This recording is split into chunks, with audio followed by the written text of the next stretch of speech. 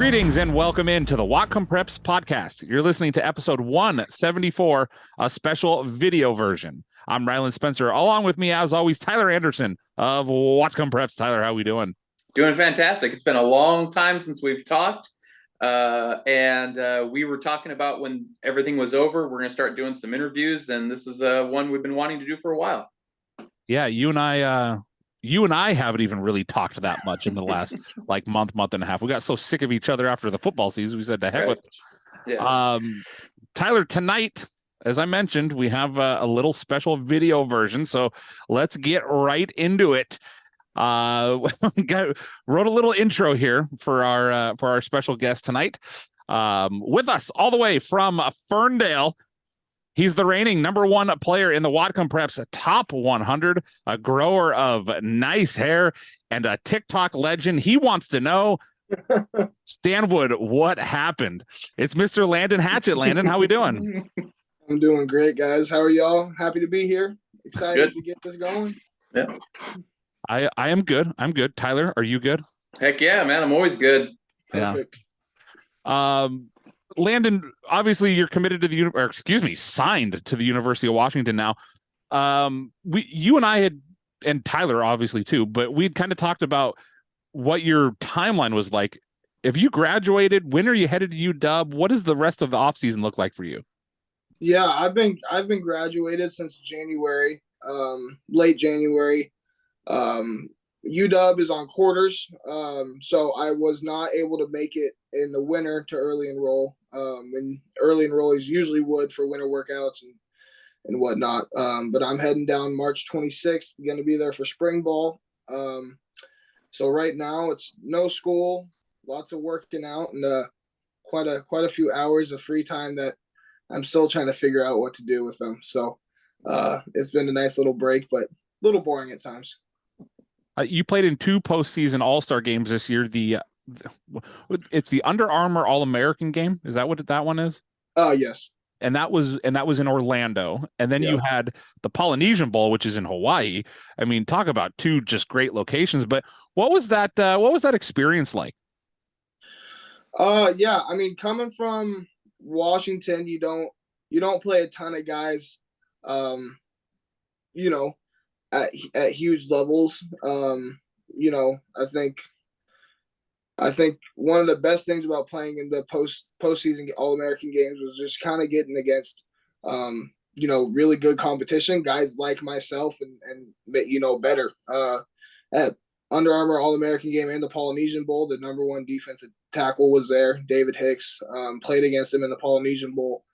So, it was great just to get reps against guys like that, but then you also get to go and have these super awesome experiences that very few people get to have. How many people get to say they went and spent the All-Star week in Hawaii, right? So, it was an awesome experience. Got to learn a lot of new stuff, outside of football as well. Got to meet a lot of great people, guys I could definitely say I'll be friends with for a long time. So it was one of the better high school experiences I've had.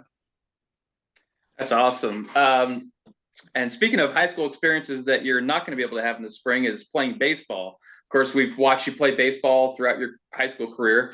But tell us about, was it about 6 years ago or so, about that baseball run that you guys had as on the 12U Cal Ripken team? Yeah, that was back when I thought my future was in baseball. I've said it many times, but I always thought I was going to be playing college baseball until high school. Then I kind of flipped the switch a little bit. But, that was one that, I still remember that super vividly. One of the biggest things was regional semifinals. We were playing this team called Cook County, and I was pitching that game. And I almost made us not go to the World Series. I hung a fastball a little too high, and he put it about 400 feet. But Dylan Strong came in and closed it. But that was one of my first true times, really traveling with a team and spending a long time playing a sport somewhere else. And at 12 years old, once you come back from winning it, you think you're on top of the world. We had this little parade in Ferndale and everything. Yeah. And that'll forever be one of my big memories with my buddies playing sports, but that was awesome. Yeah, that was a huge deal, and your dad was on the coaching staff, and tons of Jake Mason and Jordan Mason and Isaiah Carlson and Hunter Jones was on that team from Meridian. It was just I just remember that very, very well, and I couldn't wait till you guys got to high school and see you guys play. So, how do you think the Ferndale baseball team is going to do this year? I mean, there's still a lot of really good players on that squad. Yeah, no, it's got a lot of. I mean, I'm trying to think of. I mean, we got a whole lot of main positions returning. Obviously, I won't be there to catch and be in the lineup, but I think they have a great shot this year at league and playing well. I'm not sure what the younger guys look like this year for baseball. So if we can have a couple young guys come in and fill spots, I think they're gonna have a good team. Yeah. Landon, obviously your older brother is at the University of Washington. Rumor is, though, there's a younger Hatchett coming through that thinks he's a quarterback. Is that what I'm hearing?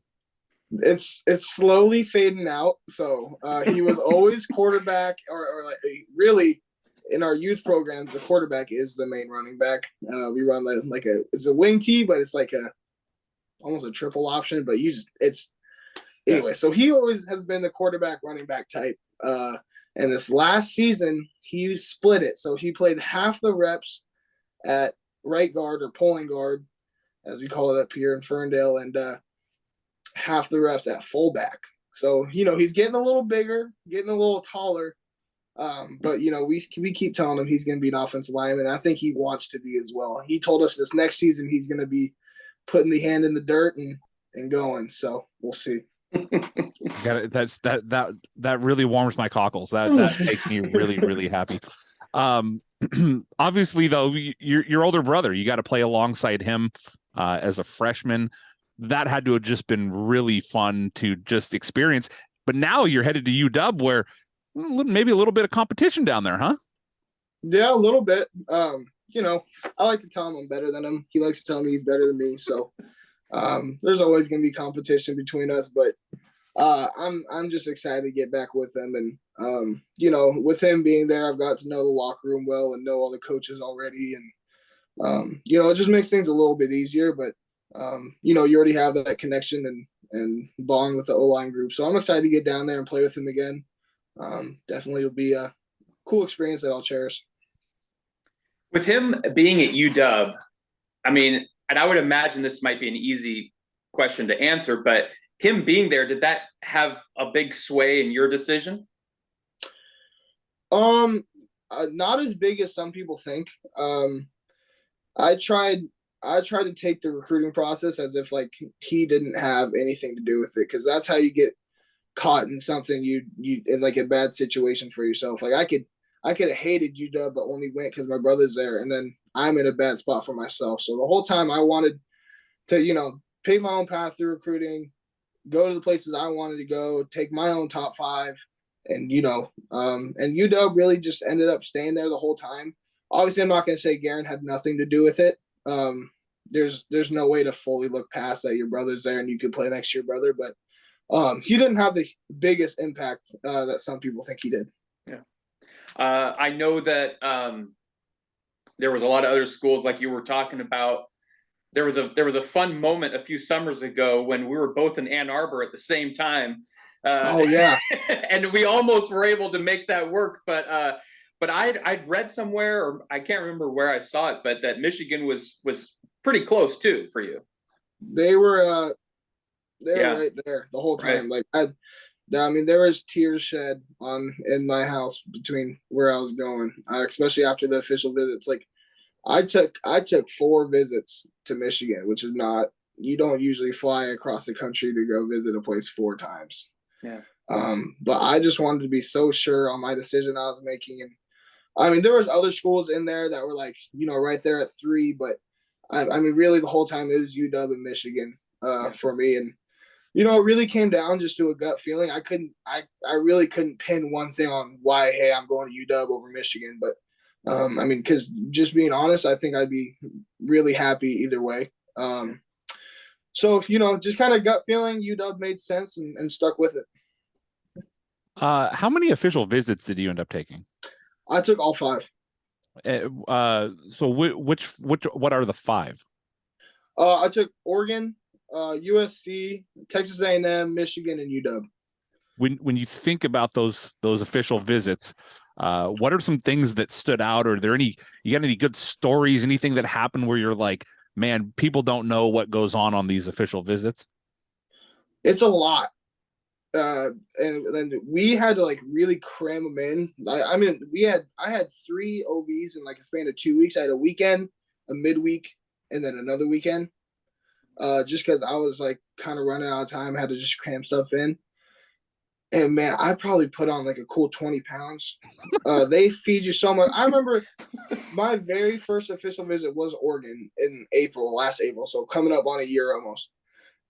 And the very first thing we did, we went out to get food. And I go up and there's just a huge like T-bone steaks, the bone sticking out. Like you couldn't even put it on your plate. Like these guys go all out. Walk into your hotel room and I've posted videos of it, but there's this huge Oregon box with any snacks that you want. I mean, they text you before and say, hey, what's your favorite snacks? Your room. I had 2 whole boxes of Voodoo Donuts, like 12 in each. I mean, like I didn't know what to do with myself. And they gave me like a suite. So I had two beds, 2 rooms to myself. Like they put your family in a whole nother room. You just got your own room. And so, I mean, they go all out and, it's fun at the time, but if you don't watch yourself a little bit, you're gonna be regretting it.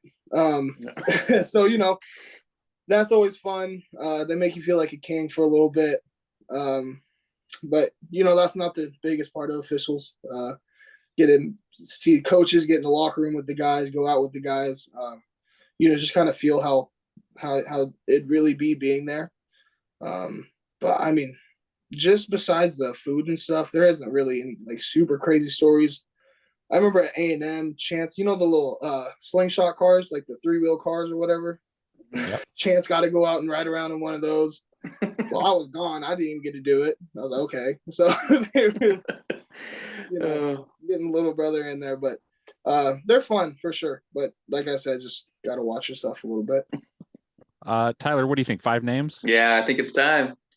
All right, Landon, I'm going to give you 5 names. It's going to be one at a time, and just kind of give us your general thoughts on who that person is. If you have any good stories about these people, we are more than happy to hear them, especially maybe the last 2, I think, most importantly. The first one on the list is a name that we're all very familiar with. We'll give it to you here. Jake Mason. Oh, man. I'm with this dude all the time. I mean, we have a grad party together, but me and him have grown up really through sports all of our lives. So if I had to define a best friend, I'd say Jake is it. But stories. I have so many. Can you throw him under the bus with anything? Can you give us anything that would make him go, I can't believe he's telling that story? Oh man, let me think. I can tell you this story from the World Series. Actually, Jake's gonna hate me for saying this, but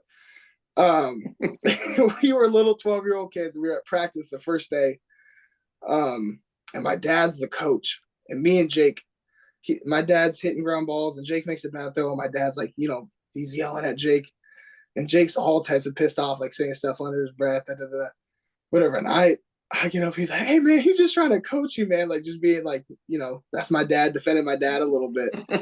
And me and Jake got into a little tuffle that day, but I don't know. Besides that, I don't have any like too many throwing them under the bus stories. We made up like an hour later.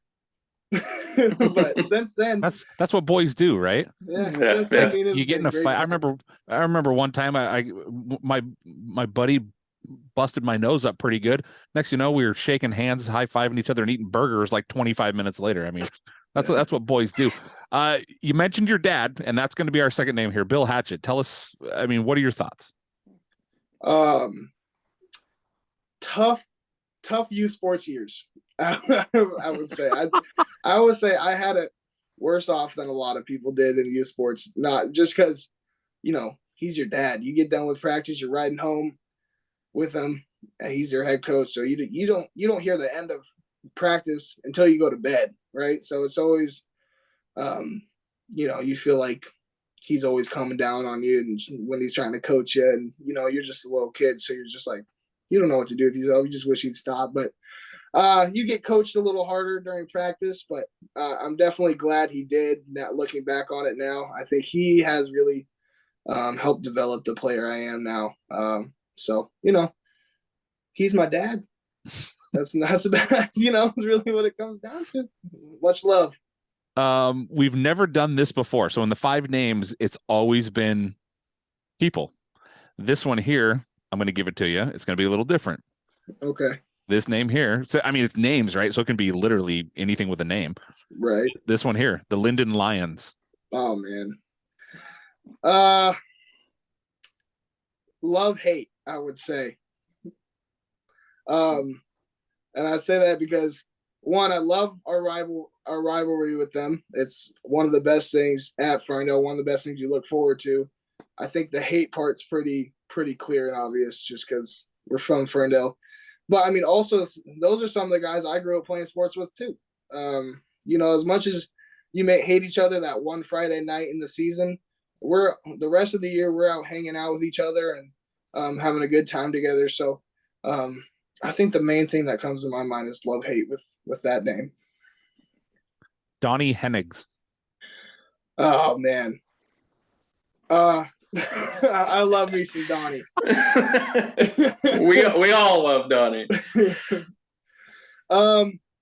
Okay, one of the main stories that kind of comes to my mind is during practice is one of the first weeks, and we were talking about how we ran our belly, one of our belly plays, and I was trying to convince him that I had always skip pulled up to the linebacker in our belly, and I had, like, no question about it, I had. And Donnie was trying to tell me different. He said that I was wrong. Anyways, so I told Donnie I'm taking this to the Supreme Court, and so I went over to Planko, who is our Supreme Court, and I brought up the question on how we run this. Anyways, I won the Supreme Court, and I have not let that drop against him ever. I've always, and he's gonna say, even now, if he watches this, he's gonna say that I'm lying, and I'm not. Oh, he's gonna watch it. Last but not least, the guy you just mentioned, Jamie Plankovich. He is okay. So kind of fun story. Since my freshman year, there's been like this little thing on the team where like a whole bunch of the dudes called him dad. Like I mean, we are so close with him, and he's such a great coach and mentor that, some kids literally felt like, they had that connection with him. And he's another one of those guys like my dad that I could say he's one of the reasons I'm where I'm at. Not even just football wise, but just as a person, he's always been a great dude to go out to and talk to, and been a great mentor. So, love Coach Plankovich, and excited to see what he could do with the group of boys this next season. That's a good segue. I was just going to ask you about next year's team and just kind of what you feel it could be like. Obviously, your class has a lot of upper echelon talent in it, but you're not really leaving the cupboard bare. There's some talent coming back. How do you see the Ferndale team next year? Yeah, like you said, our class was pretty deep, especially on the line. But with that being said, since we had been playing for so long on varsity, there's some young guys that people haven't seen before or haven't seen yet, that we know can actually really play and ball. So I have no doubt in my mind they'll come back and be, your typical Ferndale team. With the guys we have come filling in. Like you said, we have young guys already there, like Talon Bungard and Zach Nielsen and Connor Walker, Bishop Uchi. They all can still play. So we have a, big group of leaders that can come back, and some young guys that I'm very confident can come in and fill some spots and do well. Awesome. Well, I have a little game for you here if you're ready for it. This is a fun thing to put you on the spot. Done this with a few coaches and different guests. There have been 8 players since you've been starting on the offensive line the last 4 years that have rushed for over 100 yards in a game that you've been blocking in. Okay. So there's 8 of them. So you just run them down the best you can. Okay. Jake Brosell. Yep. Thomas Brosell. Yep. Isaiah Carlson. Yep. Zach Nielsen. Yep. Halfway there. Ryan Pelton. Yep. The ghost. Oh, okay. People are gonna hate me for if I get anything wrong here. Well, those are the 5 I expected you to get, pretty easily. The other 3, 2 of them, I think you'll probably be tough. One's gonna be really tough. I'll tell you that. Okay. And there's one that I'm surprised was not on the list. Talon Bungard. Yep, Talon Bungard. His first 100 probably came in that Seattle prep game, I think. Yeah, he had almost 200 in that game. Yeah. Running behind you the whole time. Oh, man. Did Elijah McCormick have 100? That's the one I'm surprised did not. I think he had like 85 was the most he had. Yeah. How about Mark Colbert? Yes. He did one game, 100 on the nose. That was the one I didn't know you would get. And there's one more. And this is a tricky one. It's kind of a tricky one. I don't want to give away any reason why. Oh, man. I feel like it was like one run and he had like 95 yards or something like that. No, not necessarily. Oh, would it be oh no. Would it be Bishop? No. That's just scrambling? Oh no. Nope. Okay. Nope. I have an idea. Oh. But because I'm reading into what you're saying, Tyler. Uh-huh. And it's somebody who doesn't normally play the running back position, maybe. No, it's not that. It's there's 2 different hints I could give, but one of them would be a dead giveaway. So I can give the other hint if you guys want it. Give it. I would really appreciate the other hint. It happened this year. Oh man. Dylan Moore? No. It's going to throw you off because it happened in week 1 against Linden. Oh, JJ.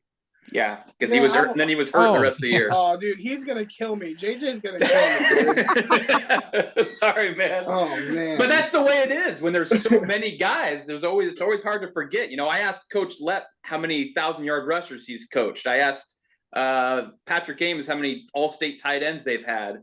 And what was the one? Hey, he did way better than Jake Locker did. Yeah, Jake Locker was his own family. That was a hard one. That was a hard one. Yeah, but there's so many lockers and yeah. So that's when there's so many of them and stuff. Josh Kraft, all the different guys he connected on touchdown passes with. I think he got all of them. There was like 13 of them or something. So, anyways. You did pretty good. That was a good job on the game, but yeah. Oh man, I can't believe I forgot about JJ. But JJ getting hurt.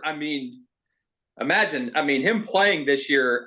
He was just and on both sides of the ball. How beneficial he would have been. Yeah. We still talk about that, but like JJ. He was kind of like Jason the year before. Yeah. We didn't have Jason, and he would have been huge as well. So. Yeah. We've had a couple guys due to injury kind of really miss out, and Isaiah last year. Right. Sure. But yeah. The other thing I was going to ask you about was your freshman year. You're starting day 1, right? First game, you go to Lake Stevens, and that team that's probably the best high school team you guys played in your career. Would you say? I would say them or O'Day as well. My freshman year. O'Day that year was really, really good. Yeah. Right. And that was that crossover. O'Day, I played across from Owen Prentice the whole game. Yeah. Who is also at UW now. Yeah, he's gonna be your teammate, yeah.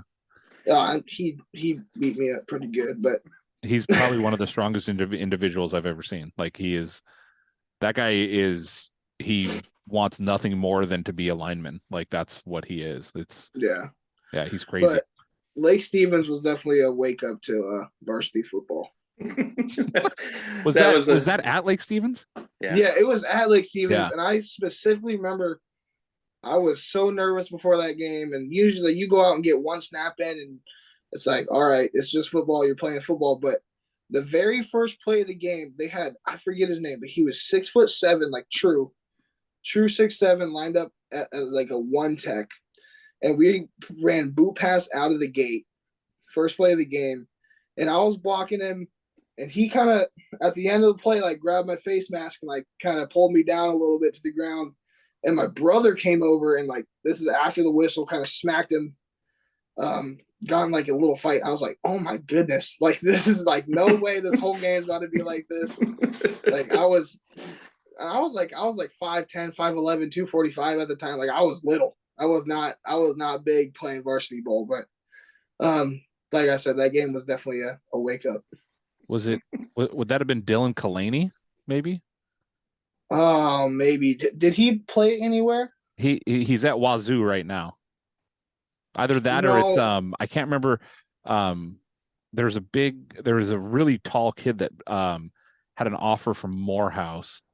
I can't remember his name off the top of my head though. It might have been him. I don't think he ended up going somewhere like huge, but okay. Yeah. Oh, and there was another kid too that ended up at Montana Tech. Logan Bruce was on that team as well. Logan Bruce was. You had Devin Kalani, excuse me, Devin Kalani at left tackle and Logan Bruce at left guard, and then Wyatt Hall at center. That is one of the best like three on the left side that I can ever remember seeing in high school football. Yeah. So it's not often that you see a wing T offense where the center is pulling. At what point did that become a thing? And how did it go down? Did the coaches come to you? Did you go to them? Like you just don't typically, first off, you don't really pull a center at all, but there's a few guys that do it. Jason Kelsey does it, but at what point did that happen and kind of how did it go down? Yeah, it started my sophomore year, that COVID season. But like the backstory to it is, so my 8th grade summer going into my freshman year, I kind of realized I was like, hey, I got a shot at playing my freshman year, and but like, where am I going to plug in at? And there was one open spot, which was the center spot. All the other spots had seniors in it. I was like, okay, if I want a shot at playing, I'm going to have to go win the center spot. So I trained that whole summer and fall camp at center, got the spot. And we were still kind of running the traditional, like the 2 guards, the tackle will pull.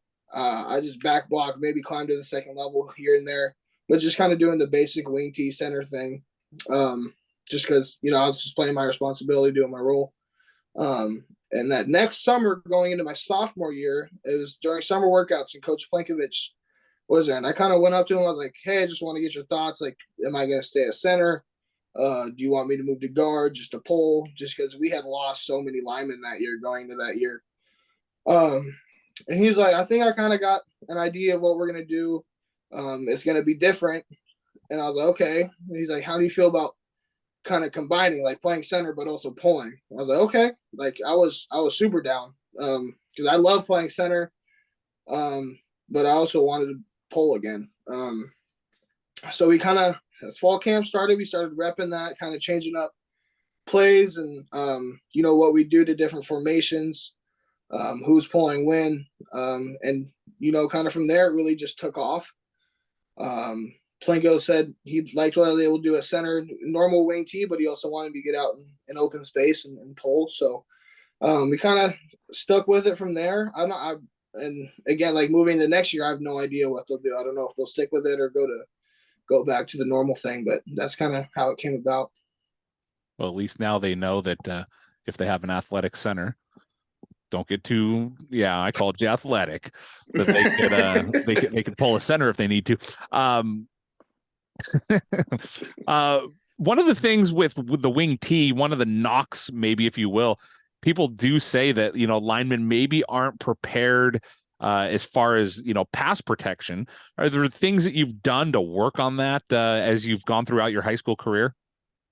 Yeah, I've been going down to FSP, for sports performance, since my freshman year, specifically because I'm not in a passing offense and I wanted to get the training in. I kind of learned from my brother a little bit. That was one of the things he struggled with going into college, was his pass pro game and stuff. I was like, okay, well, I'm gonna get a jump on this. And really started focusing that a lot more outside of Ferndale. And just kind of kept training it, kept honing that in. so a ton of my pass pro ability came outside of just playing football. It was a lot of camps, 5-on-5 tournaments, and just training. I mean, you guys know we'll probably go throw a ball maybe twice in a game, so you don't get a ton of pass pro at Ferndale. But I've gotten my pass pro pretty honed in. It's definitely not perfect, but I'm happy where I'm at with it, and that was a lot of just stuff outside of Ferndale. So I gotta ask a question about the punt. We have to do it. We owe him money, or not him, but we owe we owe Ferndale money. We owe him $66. Yeah, that was just a fun thing. We're talking about it during the Ferndale preview, and you go out and do it. How do you talk the coaches into doing that? Obviously, it's a late in the game against Mount Vernon. You're up big. Was that something you talked about during the week, or was it during the game you said, Coach, let me punt? No, so it was after that episode came out, I was kind of like, sometime this season y'all are gonna have to let me punt, because it was just gonna have to happen. And I made up some terms, like a contract agreement with Coach Holzel, and I forget what it was, but it was supposed to happen against Getchell our senior night if we were up by enough. And it was fine, but then I busted up my ankle pretty bad that game. Right before I was about to go do it, so I was like, shoot, I thought it was done out the window. And I was like, and so after the game, I was Monday, as we were watching film and doing that, I went back up to Holzel. I was like, hey, what about this week? And he's like, no, we can't do it with your ankle. Not gonna happen. Da, da, da. We didn't know if I was gonna play that next week. Oh wow. So it kind of, we kept going on. I kept taking care of my ankle. And I played the Mount Vernon game probably 60% on the bad ankle. I was like, but it was in a boot with how much tape and stuff I had on. I was like, just let me do it. And I don't like making excuses, but I would say that's one of the reasons it didn't go quite as far as I wanted to go. It wasn't bad. I mean, the extension I was really impressed with. I mean, the issue is it went higher than it went far. So well, yeah. But I was able to talk him into it that week, and it was really at the game I kind of talked him into it. But Planko, I remember Planko, before I went out, he grabbed my shoulder pad. He goes, "If you get hurt," yeah. Yeah. I mean, you can't touch the punter. I know. If you catch it cleanly and you're an athlete, you've caught plenty of things. You've caught from Jake Mason, but yeah, that's what he said. That's really what Planko. He's like, do not run down and try to make the tackle. Right. Said, okay. Oh my goodness, that would have been hilarious. Oh man, that's awesome. When I saw, I remember exactly where I was. I was in Ferndale in line at McDonald's, coming back from whatever game I was at. I think I was at Baker, and I'm sitting there in line at McDonald's, and I get this message from you with the video showing that your brother took, and I just started laughing and sent it to, or you might have sent it to both of us, and then I saw the film later. Oh, it was great. I love that kind of stuff. And I didn't even know Chance was going to get a video of it, but he got a really good video of it. Yeah, so. Yeah, it was awesome. Oh man. I was going to talk to you about a few other things with sports too, because obviously, you led Whatcom County in home runs last year as a baseball player. Were there any other sports other than football and baseball that you played growing up? Yeah, I played basketball through 7th grade. Being honest, I wasn't very good. I was kind of just big man down low. They got rebounds here and there, but they could have used you this year. Yeah, so after my 7th grade year, I stopped playing basketball because I wanted it again. I thought I was a big baseball guy. Yeah. So I wanted to focus work baseball through the winter, because we had inside pitch, which is where we had our training for our team. Yeah. They had winter workouts and winter training. So I was like, hey, I want to do that. So stopped playing basketball and really stuck baseball. Outside of those three, my dad would take us up skiing a ton. So we all grew up skiing. He had me up there when I was 2, I think, was my first time I went up. So wow. Those three, and then lots of skiing outside of that. Nice. Also, by the way, this is sitting here waiting for you. Oh yeah, I never texted you back. Sorry. No, it's all right. It's all right. I got a trophy number 2 here to hand out, so I'll drop that off soon. We'll connect, and I'll be able to do that. There's a few others I haven't been able to hand out because they were away as well. But congratulations on Lineman of the Year ×2. Thank you. So yeah, awesome job. The Ryland Spencer Award. That's right. No, well, that's what you said. I need to give out just a whoever, and maybe we'll start it next year, Tyler. I'll give out my own award just for center. Yeah. Whoever I picked to be the best center in the county. Although the last couple of years it would have been this freaking guy, and he doesn't need anything more to pump up those tires. No, yeah. Landon, you get to take Tyler to one restaurant in Whatcom County. Tyler's buying. What is it? What are you having? What is it? Oh man, in Whatcom County? In Whatcom County. That's tough. That's really tough. If you said Ferndale, I would have had that answer locked in real quick, but Whatcom County, man. Well, Tyler's buying, so by the way, he's not buying. I just made it up, but yeah, no. He likes to throw money at things without saying anything to me first. It's pretty funny. Yeah, Tyler's money is in my pocket. Yeah. I think I got okay. I'm a huge breakfast guy. Like breakfast would be my go-to meal, no matter what. And I've never been able to eat at this place, but I've heard it's like awesome for breakfast. And I've never been there, which is the Birch Door and off the Guide in Bellingham. So I would love to go there, and if I don't have to pay for it. Yeah. Can you eat $66 worth? Oh, for sure. It probably can. Yeah. I mean, Tyler, I wouldn't put it past him to eat. No, it's breakfast. Breakfast is usually pretty cheap. Yeah. Well, all right. I heard there it's not. Oh, okay. so what is the breakfast then? Like if you had let's say Gordon Ramsay making you breakfast, what do you, and if you can pick anything, what are you getting? Okay, I'm definitely gonna be fat for this one, so I gotta. Nothing wrong with that.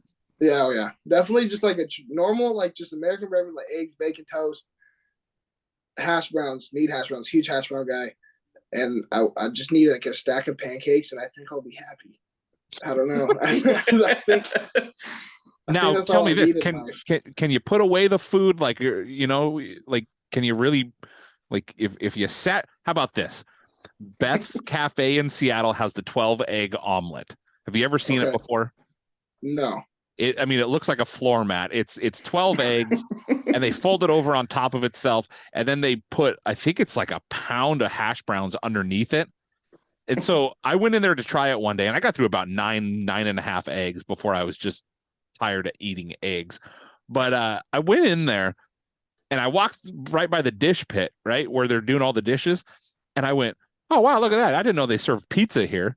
No, they don't serve pizza there. That's what the omelet comes out on, is a pizza pan. Oh, could you give it a go? Could you give the 12-egg omelet at Beth's Cafe a go? Like, are you a big eater if you need to be? For sure. I think if I'm coming in, especially in the morning on an empty stomach, I think I can get it down for sure. Well, we might have to try to make that happen one of these days. Beth's Cafe just reopened not too long ago, and I need to give it a shot again. Oh man. Yeah, I think I could do it. You breakfast eaters freak me out, man. I can't do breakfast. I can't. Well, I like the food, but I can't. If I eat before 11 a.m., I get sick as a dog. Yeah. All right. Yeah. Could you imagine if I ate breakfast? I'd weigh more than both of you. I don't know about that. Not put together. I don't think you have the frame for it, Tyler. Yeah, I'm trying, man. Oh, Tyler, what do you got? Anything? No, I'm sure there's other things, but man, it's just been so fun to watch you, Landon, because over the years, I mean, I look at your picture that I took when you're from your freshman year to now, and it's just like two completely different people, and it's just a little different. It's just been really fun to watch you, and personally, I'm glad you stayed at center because I think that you kind of revolutionized the position, especially in Whatcom County, doing things that no one's ever done. I think that out of all the positions, I can easily say you are the best in Whatcom County history at that position. I think it's harder. It'd be harder for me to pick any other position and say that this person is the best at what they did. And so I just think it's just been awesome to be able to cover you, see you in person, do your thing. And it's, man, it's been awesome. I'm glad you get to keep playing and we get to keep watching you. No doubt, I appreciate it. And speaking of the pictures, that picture, Ryland, you always bring up after the Whatcom game for my freshman year, and I just look like I just don't have a clue in the world what's going on. Oh man, that picture gets brought up. That was put on a projector screen in school one time in one of my classes. Like somebody just put it up there. It was brutal. That picture still haunts me a little bit to this day. Like just people like bringing it up, but you really do look out of it in that picture. Like I just remember I was like, I'm not smiling. I just don't want to look like I have a straight face, and it wasn't a straight face. I looked like I just was done. Well, that was a crazy game. It's the attempted like tough guy pose, where you want to not show emotion. That was like my first ever like media picture too, like ever. So yeah, also Tyler would have taken the picture before, but yeah, a little different when I show up, right? I mean, I'm just yeah. I mean, that was for my 247 account. It was. Yeah. It was. Yeah. that is actually really funny. It was for your 247 account, wasn't it? I remember Ryland, when you took that, you sent it to me and you said separated at birth with Joe Consensus. They remember that? Yes. And I was like, whoa. That was the night I met Joe Consensus, I believe. Yeah, that's right. That's right. Oh man.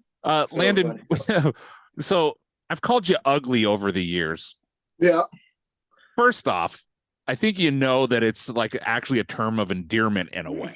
Oh yeah. I mean, as a matter of fact, I think he's over like this shoulder right here. Joe Nash. When you talk ugly, that guy's ugly. When you like, do you take pride in kind of like being that guy where like tape on the wrist or like those types of things? I think you have to if you want to be a good lineman. I mean, there's no way you can go out there and play the game as like as a pretty boy, that's being soft. I think you have to be a little bit ugly and want to get after it and get dirty. So, I think there's no way to be a good lineman if you don't play with that kind of edge. That's what the not this hat, but the run the damn ball, right? Oh yeah, that was awesome. Thanks. That came from Busting with the Boys Barstool. Yeah. And I got it, and then Jake got it, and we were like, screw it, we all got to do it. So we all got it, and every time we were up on a team, we weren't playing in the second half. We always threw them on and kind of, I don't know how other teams felt about it, but we liked it. Well, how about, okay, so you mentioned Busting with the Boys. So Taylor Lewan, Will Compton, yep. Compton, Nebraska guy, by the way. But Taylor Lewan, Michigan guy. Mm-hmm. I mean, there's been some great linemen that have come out of Michigan over the years. I mean, tons of them. But yep. When you think of the guys, in the NFL, linemen, that is there guys you look up to, guys that you pattern your game after? Jason Kelsey would be the main guy, I would say, for sure. Not a bad one. With how I've played the position and how he plays the position, it's like, I mean, I don't think there's a better person to. You might even be bigger than him. Yeah, he's not a super huge dude. Well, no, he's only like 290, 295, and he's about 6'2". Yeah, I mean, we're probably about the same height. I might have 10 pounds on him, but he's not a huge dude, and that's obviously relatively speaking to NFL linemen. But no, he's a freak, and I've definitely loved being able to watch him and kind of try to pattern my game after him a little bit. I heard a guy on the radio not too long ago, and he said something along the lines of, "Oh, with your centers, they got to be 315, and they got to be this, and they got to be that." And I'm sitting there going, the best center in the NFL right now is under 300 pounds. I mean, Jason Kelsey, you could make an argument he might even be a top 3 center of all time, and he's under 300 pounds. And that really, blows people's minds when you actually break it down and you go, hey, Jason Kelsey is not a big dude, but he's a technician. He's really, really smart. Yeah. And he's just athletic. I mean, you see that guy get out on the run sometimes, man. And that's why, Tyler, you and I talked about it multiple times on podcasts over the last 2 years. In that game against Garfield that you guys had, where there was a pull and you got out on the run, and described it as basically like you didn't even get your hands on a guy, but you blocked him for like 10 yards. Do you remember the play I'm talking about? Yeah, it was man, I'm trying to think. I think it was a fly sweep with Thomas behind me. It's going to Garfield's side. But I remember that because going into that dude I blocked was Michael Montgomery. Yeah. He's going, where is he going, to Portland State? I think he's going to Portland State. I'm pretty sure he is. Yeah. So we kind of knew about him going into the game.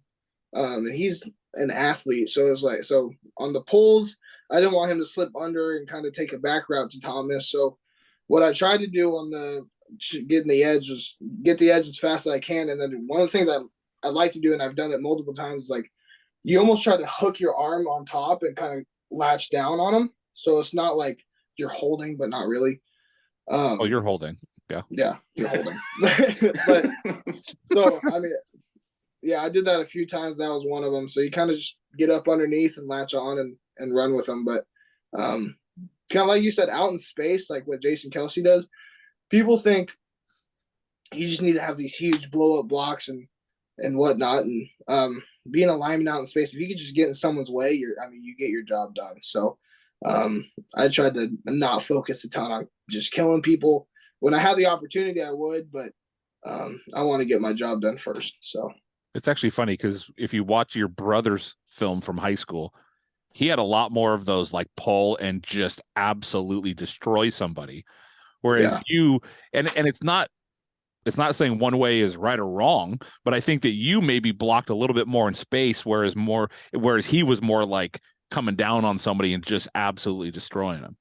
Right. Yeah, no, I mean, for sure. That's my dad always has said that Garen in high school played more like almost like dumb. You know what I mean? like just kind of run and hit somebody and go kill somebody. And I've always thought I was a little bit more technical and thought more about body placement and just extra stuff to do past just my own block. And I mean, Garen did that stuff too, but he was more of just a run and just kill somebody.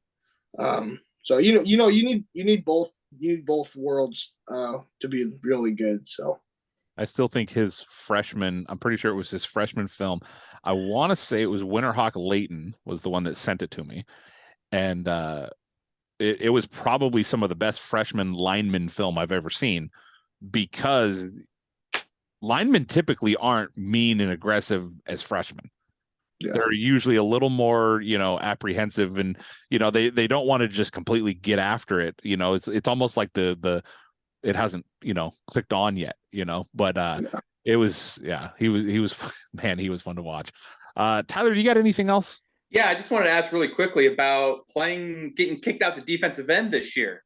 Was a little bit different, and how that came about. I mean, obviously you have the athletic ability to do it. Was it something that you approached coaches to, or did they come to you about it? No, going into this season, I was like, okay, I'm 3-tech again. Like I had played 3-tech my freshman, sophomore, and junior year. Yeah. And like the first week, we had like a spring practice or like spring practices. Coach Holdo came up to me. He's like, hey, like we're gonna try bumping you out just here and there. Like it wasn't like a set thing, just kind of rotate.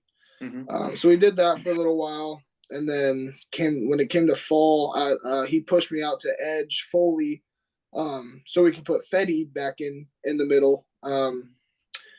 And I think really, really just thought that was our best rotation and best four that we could have out there. So I just kind of stuck, and I enjoyed it. Towards the end of the year, they let me drop back into linebacker every once in a while when it was an empty package. And so, I had fun with it when I could. Oh, I remember seeing that a few times when there's 5 wide. Yeah, and you just kind of drop back in the zone, and I'm like, man, look at that guy. It's awesome, man.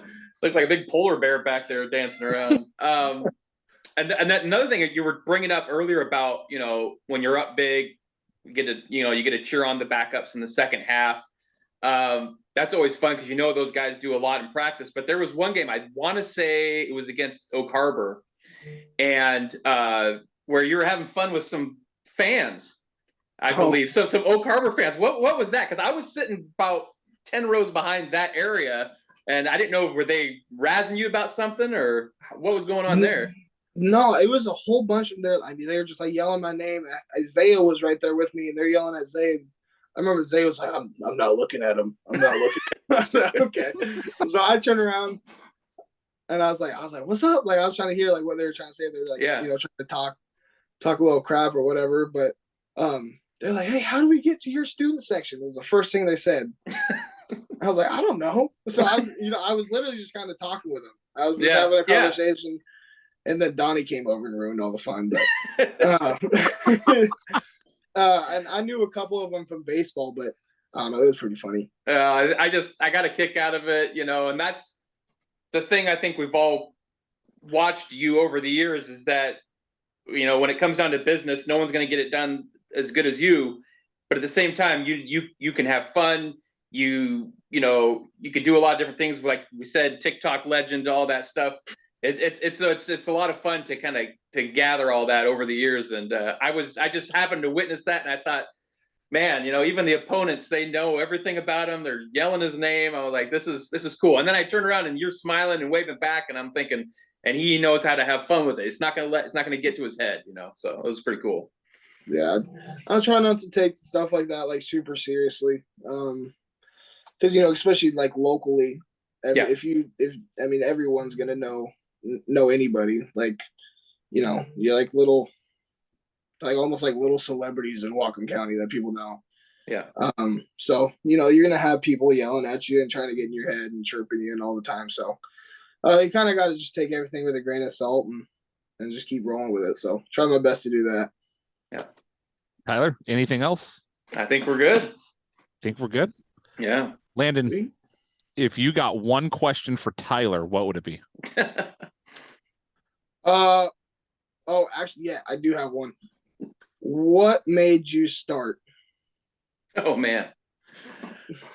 Well, it's kind of a few different things. I used to write for the Bellingham Herald, and about 10 years ago, I started this history of Whatcom County high school football page for Facebook because everything on Facebook was so negative. So I wanted to create something positive and something that I knew. And then about 5 years ago, right around this time, right before the state basketball tournament, Bellingham Herald put something out that said, we're not covering high school sports anymore. And, but they have been doing football the last few years. Michelle goes to a lot of games, and so there is coverage there, but they don't really do anything else at all. And so a lot of people reached out and said, hey, there's not going to be any more coverage with high school sports. What can you do? And I thought, well, I'll try to create my own thing called Whatcom Preps. And yeah, it's just been crazy. And I just love the high school football is my favorite because it's so organic. It's like what you guys did at the 12U tournament when you won the World Series, is that you're going after something that's super high with a kid you go to science class with. You know what I mean? Mm-hmm. It's the same kids, and that's what I love about the high school experience. I played in high school, so I've been there and I know what it's like. So I feel like a lot of reporters haven't done that, so I kind of feel like I've been there. I've been through the practices. I've been snot bubbled. I know all that stuff. So I love the history of it, and I love how the generations and everything. So I just thought I got to do something. If there's less coverage, I got to make it more. And I feel like I've upped the game for the Tribune and the Cascadia Daily News coming in and all that. I think that we've made each other better. So that's basically it. Yeah, for sure. High school football is the last level before it turns into a business, for sure. Yeah. Oh, definitely. Yeah. Well, especially nowadays with the NIL and all right. other things going on. But all right. Well, he's Landen Hatchett. Tyler Anderson from Whatcom Preps, WhatcomPreps.com. Landon, I would say I would take you out to my favorite burger place, but it's in Stanwood, and you're not really allowed in that town anymore. So I went back since then, and I said, "Oh, really? Oh yeah." Well, we will. What we'll do is once you get down to UW, one of these days we'll grab your brother and we'll go to Varlamos. You ever been to Varlamos? I have not. They got calzones the size of footballs, is what they claim. Oh, perfect. And they are huge, and they are really, really good. The meat calzone, baby. It's a big one. All right. Tyler Anderson, Whatcom Preps, WhatcomPreps.com. I'm Ryland Spencer. Landen Hatchett, thank you for your time. Thank you, guys.